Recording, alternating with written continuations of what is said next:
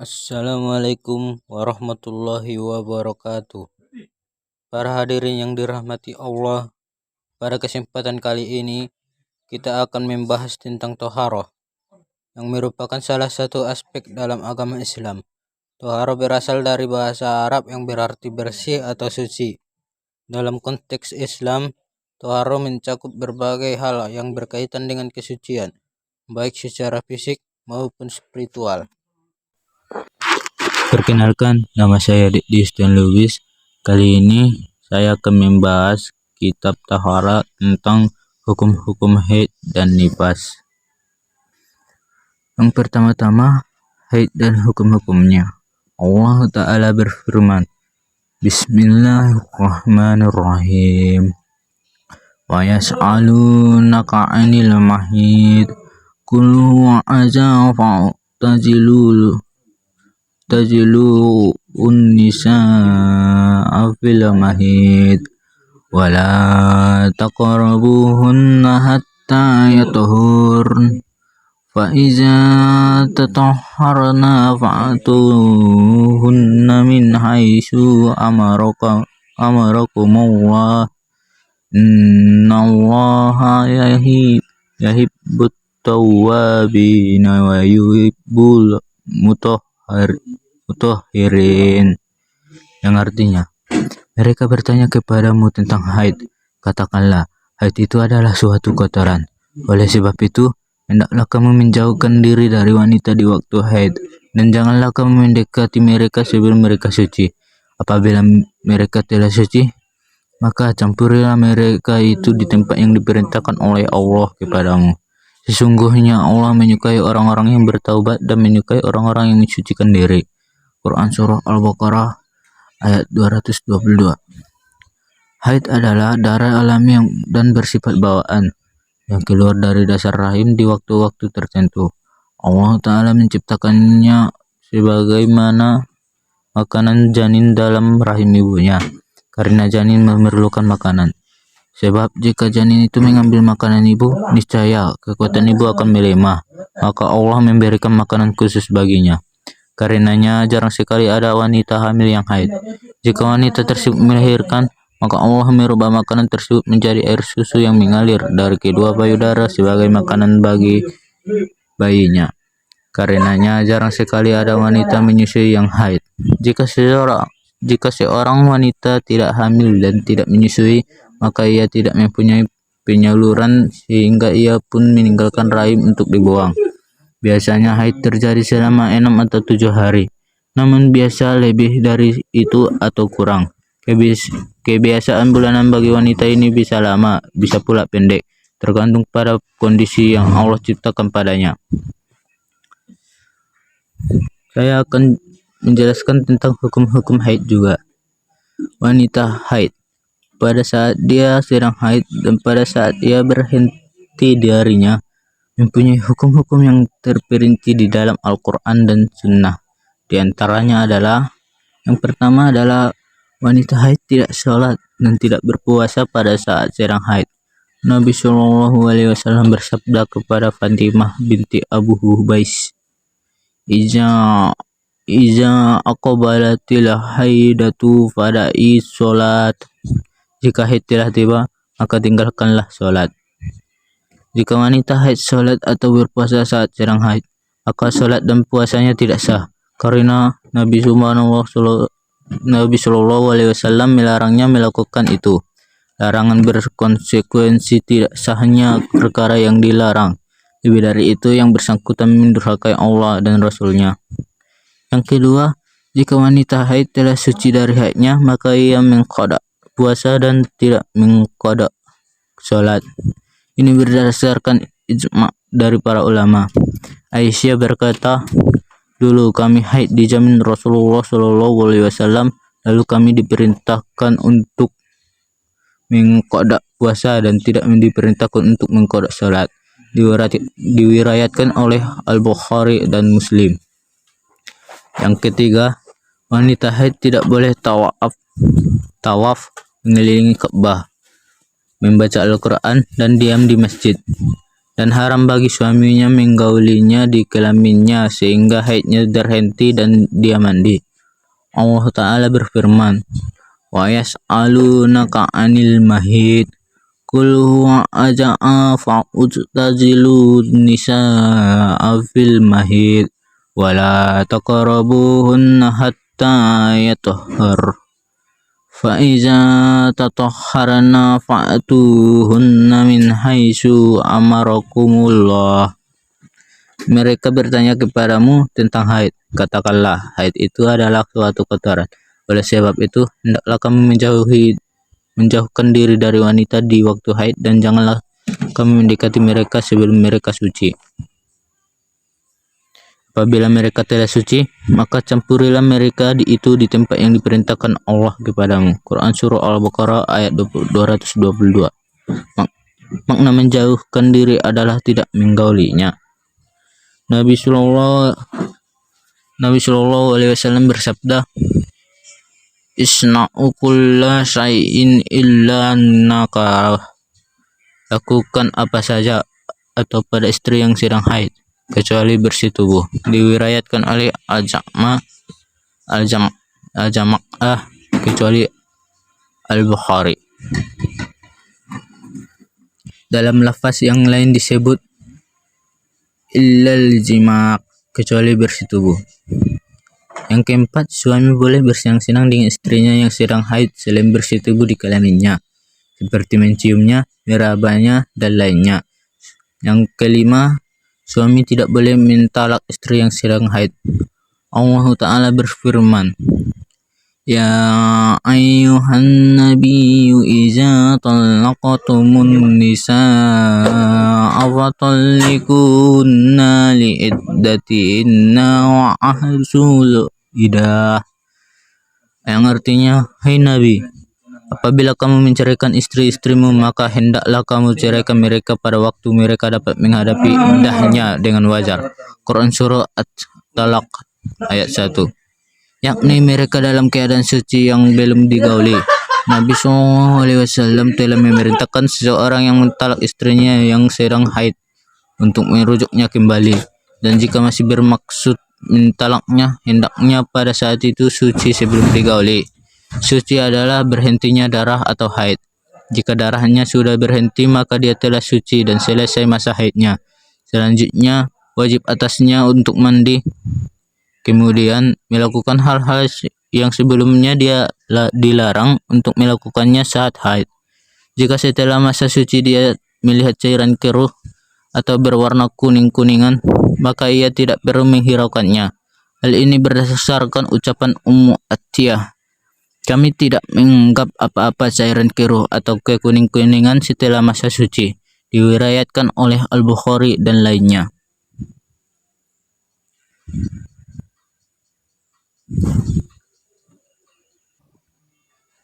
Ucapan Ummu Atiyah ini mempunyai hukum hadis marfu karena ia termasuk ke dalam ketetapan Nabi Shallallahu Alaihi Wasallam.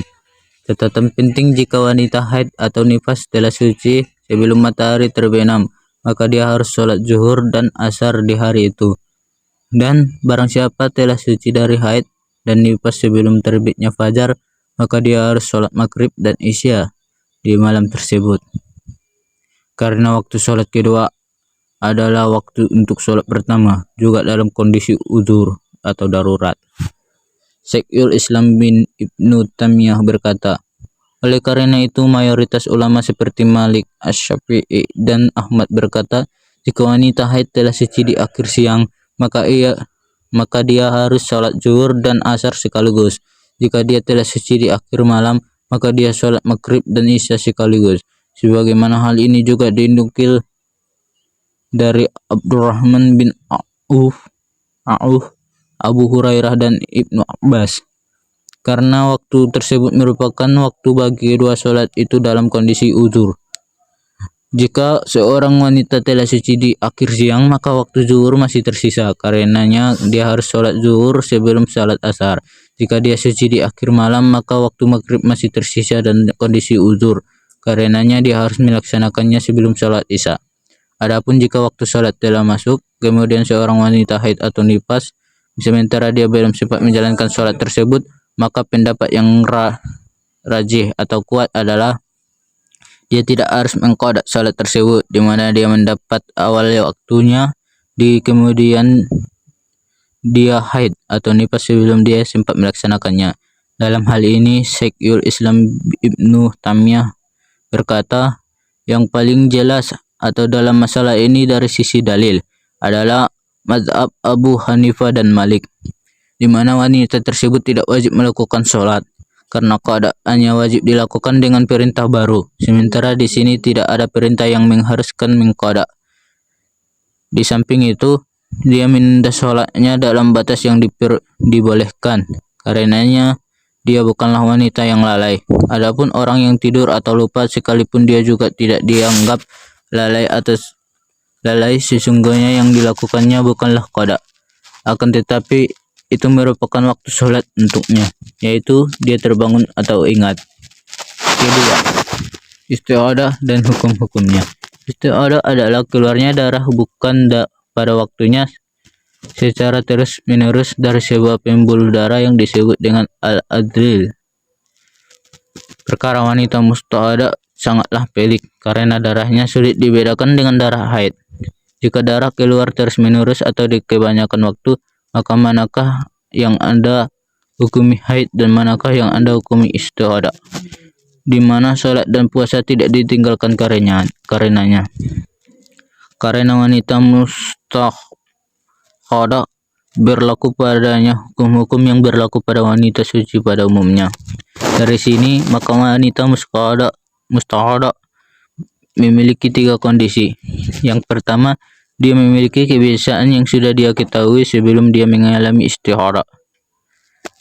Misalnya, sebelum isti'adah, dia terlebih dahulu haid selama 5 atau 8 hari di awal bulan atau di tengah bulan, maka dia mengetahui jumlah hari haidnya dan waktunya. Dalam kondisi ini, wanita tersebut diam selama masa haid yang biasa terjadi padanya. Selama itu dia meninggalkan sholat dan puasa, serta berlaku padanya hukum-hukum haid. Jika waktu yang didasarkan kepada kebiasaannya tersebut telah selesai, maka dia mandi dan sholat. Sementara darah yang masih keluar setelah itu dihukumi isti'adah. Hal ini berdasarkan sabda Nabi Shallallahu Alaihi Wasallam kepada Ummu Haibah, Kusi qadara ma kanat bisuki haidatuki summa tasili wasullai. Diamlah sesuai dengan masa haid yang selama ini menahanmu, kemudian mandilah dan sholatlah. Diriwayatkan oleh Muslim. Dan berdasarkan sabda Nabi SAW kepada Fatimah binti Abu Hubais, innama zalika irqun wa laysa bihaidin fa iza uqbalat haiduki fadai sholat. Yang artinya yang demikian itu adalah darah penyakit dan bukan haid. Jika haidmu telah tiba maka tinggalkanlah sholat. Diriwayatkan oleh Al-Bukhari dan Muslim. Yang kedua, wanita yang isti'adah tidak memiliki kebiasaan rutin yang diketahui, namun darahnya dapat dibedakan. Sebagian darinya membawa ciri-ciri darah haid. Misalnya, ia berwarna kehitam-hitaman atau sangat kental, atau mempunyai bau khusus. Sementara lainnya tidak membawa ciri-ciri darah haid. Misalnya, ia berwarna merah, tidak berbau dan tidak kental. Dalam kondisi ini, darah yang membawa sifat haid dihukumi sebagai darah haid, dan yang bersangkutan tidak sholat dan tidak berpuasa. Sementara yang selain itu dihukumi isti'adah. Yang bersangkutan mandi di akhir darah yang membawa sifat-sifat darah haid, lalu sholat dan berpuasa, dan dia dianggap sebagai wanita suci. Hal ini berdasarkan sabda Nabi SAW kepada Fatimah binti Abu Hubais, Iza kana damul haidi fa innahu aswadu yuqrafu fa amsiki anis salati fa iza kanal hari fatawat doi wasallai. Yang artinya jika darah yang keluar adalah darah haid, maka ia berwarna hitam dan dapat dikenali. Jika demikian, maka tinggalkanlah sholat. Tetapi jika darah itu selainnya, maka berwuduklah dan lakukanlah sholat. Diriwayatkan oleh Abu Daud dan An-Nasa'i dan dinyatakan sahih oleh Ibnu Hibban dan Al-Hakim. Hadis di atas menjelaskan bahwa wanita mustahadah mempertimbangkan sifat darah, dengan demikian dia dapat membedakan antara darah haid dan darah istihadah. Yang ketiga, wanita mustahadah tidak mempunyai kebiasaan yang diketahui dan darahnya tidak dapat dibedakan mana darah haid dan mana darah istihadah. Dalam kondisi ini dia meninggalkan sholat dan puasa selama masa haid pada umumnya, yaitu 6 atau 7 hari setiap bulannya, karena waktu tersebut adalah waktu haid kaum wanita pada umumnya. Hal ini berdasarkan sabda Nabi Shallallahu Alaihi Wasallam kepada Himmah binti Jaisi, "Innama hiya ra'datun minas syaitani fatahidi sittata ayyamin aw sab'ata ayyami summa tasili fa iza tifasallai arba'atan wa isrina yauman aw salasatan wa isrina wa sumi wa sallai fa inna jalika yujzi'uki wa kadzalika fa'ali kama tahidun nasa." Yang artinya, ini hanyalah salah satu usikan syaitan. Maka hitunglah haidmu 6 atau 7 hari, lalu mandilah sampai kamu merasa telah bersih dan suci. Kemudian sholatlah selama 24 atau 23 hari, salat dan puasalah, karena hal itu sudah mencukupimu. Dan demikian itulah lakukan sebagaimana kamu wanita haid. Diriwayatkan oleh Imam yang 5 dan disahihkan oleh At-Tirmidzi.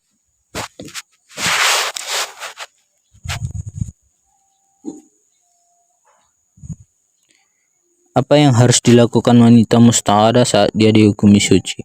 Yang pertama, dia harus mandi di akhir masa haidnya yang telah ditetapkan menurut keterangan di atas. Yang kedua, setiap kali hendak sholat, dia membersihkan diri dan memakai pembalut atau semisalnya untuk menahan darah. Pembalut ini ditahan dengan suatu sehingga tak terjatuh. Kemudian berwudu setiap kali waktu sholat telah tiba. Hal ini sesuai sabda Nabi Sallallahu Alaihi Wasallam tentang wanita mustahadah. Tara'us sholata ayyama aqra'iha summa taqtasilu wa tawaddu'u inda kulla sholati. Yang artinya, hendaklah dia meninggalkan sholat di hari-hari haidnya, kemudian dia mandi dan berwudu setiap kali sholat. Diriwayatkan oleh Abu Daud, Ibnu Majah dan At-Tirmidzi. Dia berkata, hadis hasan. Nabi Shallallahu Alaihi Wasallam bersabda, An'atu laki kursufa fa innatu ibuddam. Yang artinya, aku sarankan kepadamu untuk menggunakan kapas karena ia menyerap darah. Saat ini dapat menggunakan pembalut higienis yang mudah didapatkan. Ketiga, nifas dan hukum-hukumnya. Nifas sama dengan haid dalam apa yang dihalalkan, seperti menggauli istri selain di kelaminnya. Juga sama dengan haid dalam apa yang dilarang, seperti bersetubuh pada kelaman, berpuasa, sholat, talak, tawaf, membaca Al-Quran, berdiam di masjid, dan wajib mandi saat nifasnya selesai. Wanita nifas wajib mengqadha puasa namun tidak mengqadha sholat, sama dengan wanita haid. Nifas adalah darah yang dihasilkan oleh rahim saat persalinan dan sesudahnya. Ia adalah darah yang tertahan dalam masa kehamilan. Mayoritas ulama menyatakan bahwa batas paling lama nifas adalah 40 hari. Sekian dari ceramah saya. Assalamualaikum warahmatullahi wabarakatuh.